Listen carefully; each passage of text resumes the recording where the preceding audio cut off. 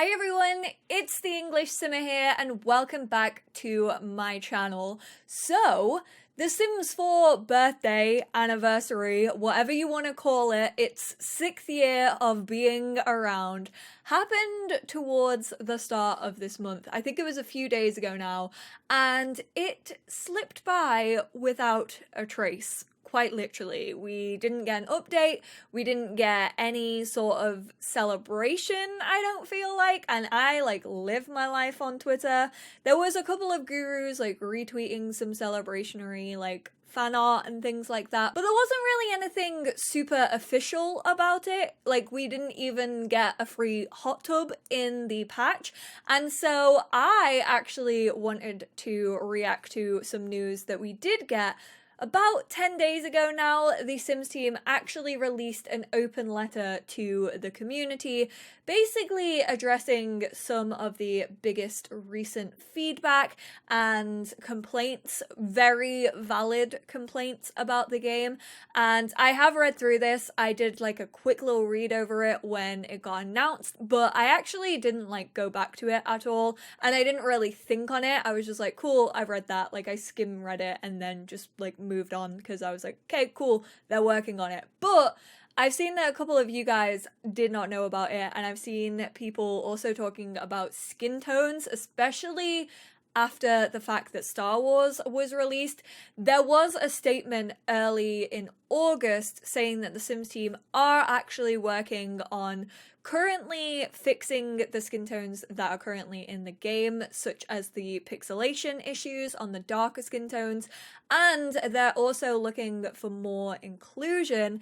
They're basically going through all their back end and seeing what's gone wrong, how they can improve it, and hopefully creating more skin tones and giving more diverse looking Sims by this fall. We don't know when that's gonna fall within autumn, but hopefully it will be soon. So a letter from the Sims team. The team addresses community feedback and discusses other news from around the Sims 4 universe. It's been a while since we've done a Sims 4 survey.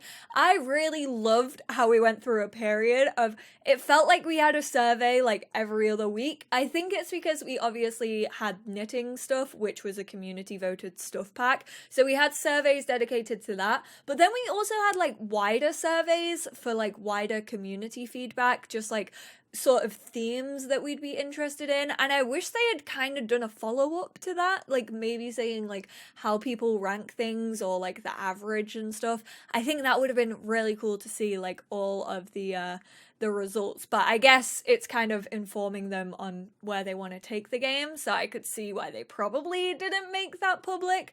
So we have, hi Simmers, we want you to know we've been seeing all your feedback and we hear you. As we always have been, we're committed to growing The Sims as a game and a community. So instead of trying to respond to a variety of tweets, I do think that's usually an issue when it comes to The Sims. I think it's incredible that the gurus are so honest and also forthright on Twitter.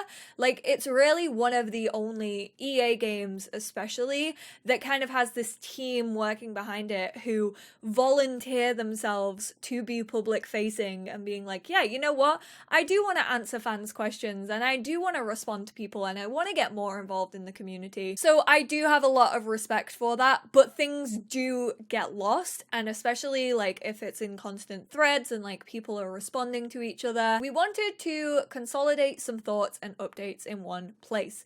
We are working on adding significantly more skin tones before the end of the year.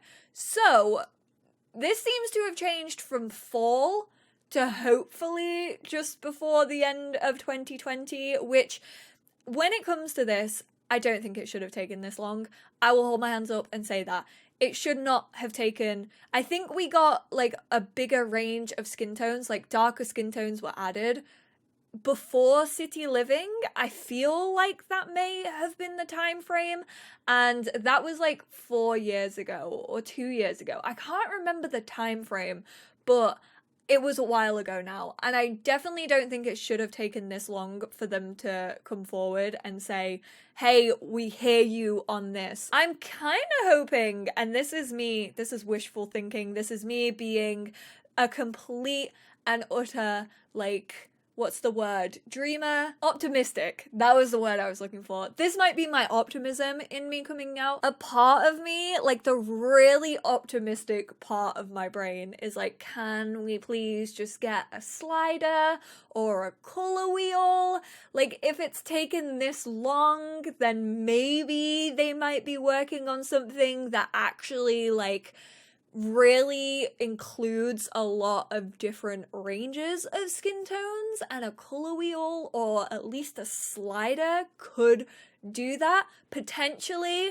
I feel like that is a pipe dream. I feel like that's me slightly reaching, but that's what I hope for. I doubt it's going to be the case. I think that they'll just give us more swatches to what we already have and fix the issues, which is basically what they've said. And we'll share news on our progress soon. Beyond that, we're committed to continuing to expand representation in The Sims 4. This is not one step, but a journey, which is true.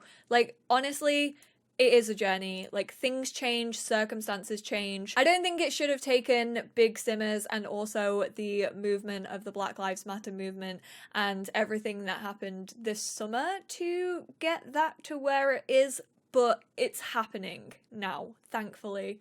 On upcoming content, when we consider something for addition to the game, we consider what it will take to update it meaningfully. This is just as true for babies as it would be for cars. This is the first time they have ever spoke up about, like, babies, cars, bunk beds, and the many requests that I personally see on Twitter. Sometimes there is foundational technology we need to work through, and sometimes we need to dig into designs more deeply to make sure we understand your expectations. It's kind of what they did with ocean swimming when it came to island living. This work takes time, and we don't update you on these projects until they become more real.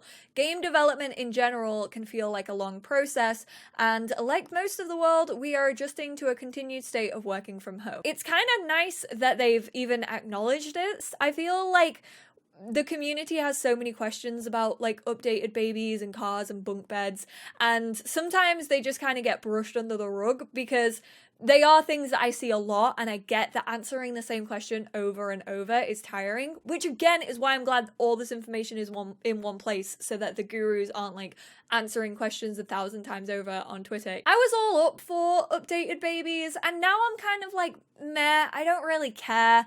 I feel like we're 6 years into the game, and I feel like if we are getting a Sims 5, I would rather them just, like, focus on finishing off The Sims 4 and, like, making, like, the last few packs really good and consistent and, like, full, and then working on bugs and things. I'm kind of like, if updated babies take away from something else, I'm sort of not that fussed by them. I like that they have baby grows now in Nifty Knitting. I thought that was really cute. I'm sad that it took 6 years to get them out of those damn pink and green baby grows, or whatever color, yellow and green. In just a matter of weeks, we'll be sharing more about our next expansion. So it's already been 10 days ago since they talked about this, which makes me think that we'll probably hear more about this expansion pack either towards the end of September or early October.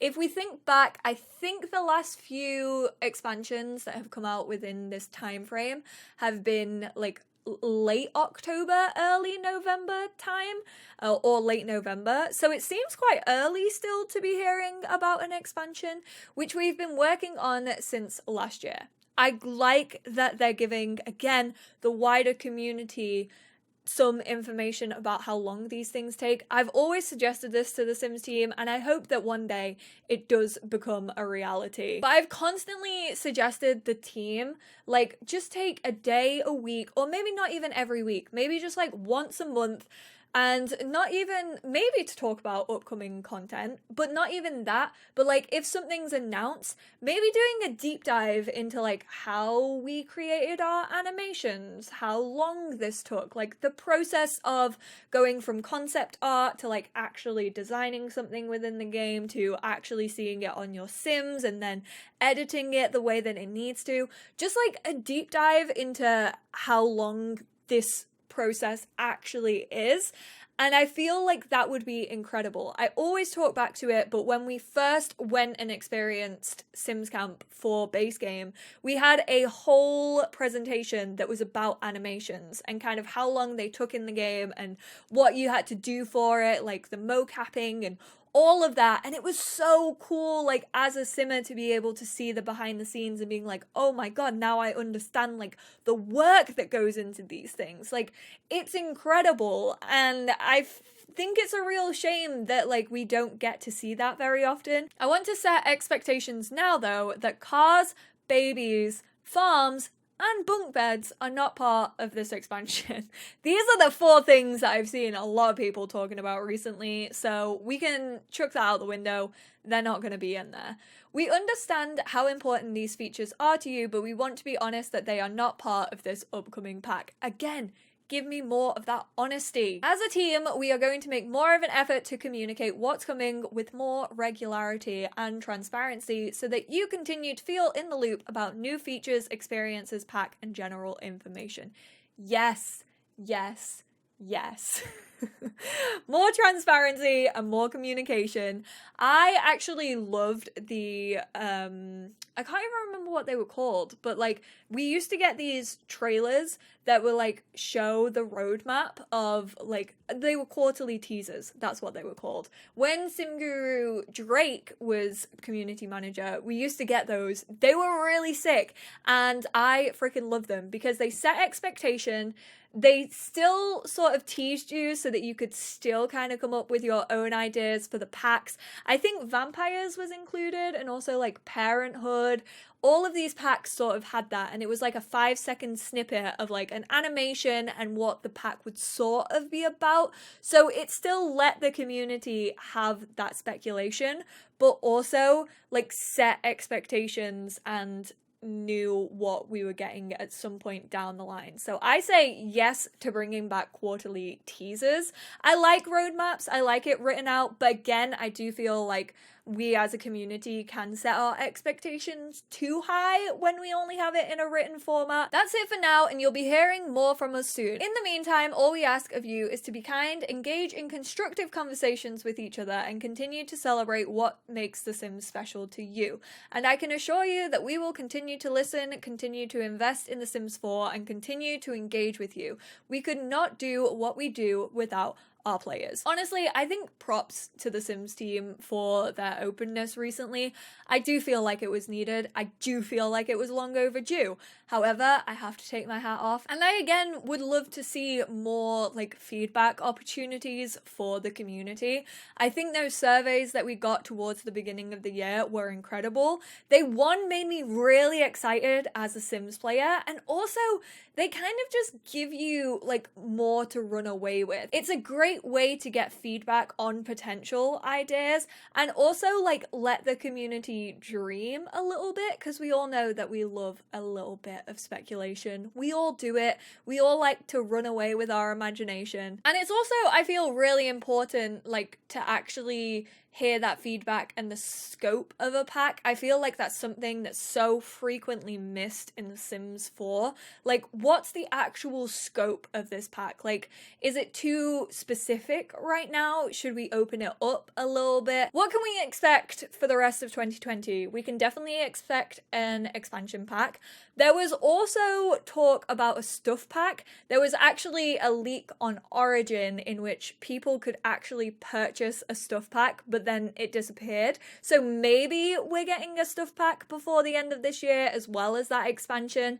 And then also we will, fingers crossed, be getting better skin tones and also fixed skin tones and a bigger range of skin tones.